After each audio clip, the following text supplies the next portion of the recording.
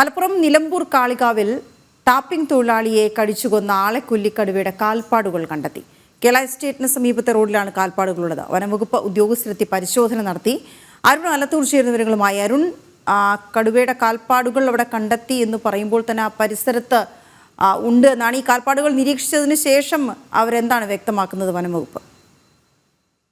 തീർച്ചയായിട്ടും ഈ കടുവ പ്രദേശത്ത് തന്നെ ഉണ്ട് എന്നുള്ളൊരു അനുമാനത്തിൽ തന്നെയാണ് വനം വകുപ്പ് ഉള്ളത്. ഇന്നിപ്പോൾ രണ്ടാമത്തെ ദിവസമാണ് ഈ കടുവയുടെ കാൽപ്പാടുകൾ കാണുന്നത്.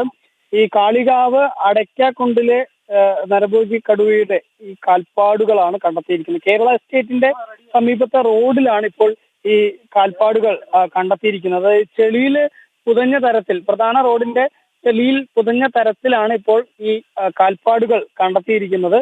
ഒപ്പം തന്നെ സംഭവ സ്ഥലത്തിന്റെ മറുവശത്തായി മഞ്ഞൾപ്പാറ ഭാഗത്തും കടുവയുടെ കാൽപ്പാടുകൾ കണ്ടെത്തിയിട്ടുണ്ട്. അതായത് രണ്ട് ഭാഗത്ത്, ഒന്ന് റോഡിന്റെ ഭാഗത്ത്, പിന്നൊന്ന് ഈ മഞ്ഞൾപ്പാറ ഭാഗത്തും കടുവയുടെ കാൽപ്പാടുകൾ കണ്ടെത്തിയിട്ടുണ്ട് എന്നുള്ളതാണ്. അങ്ങനെ തുടർച്ചയായി രണ്ട് ഭാഗങ്ങളിലും കാൽപ്പാടുകൾ കണ്ടെത്തിയിരിക്കുന്ന സാഹചര്യത്തിൽ കടുവ ഈ ഭാഗത്ത് തന്നെ ഉണ്ട് എന്നുള്ളൊരു അനുമാനത്തിൽ തന്നെയാണ് വനം വകുപ്പ് ഉള്ളത്. അതുകൊണ്ട് തന്നെ ഈ പ്രദേശത്തെ കേന്ദ്രീകരിച്ച് കൂടുതൽ അന്വേഷണം പുരോഗമിക്കുകയാണ് എന്നുള്ളതാണ് വനം വകുപ്പ് പറയുന്നത്.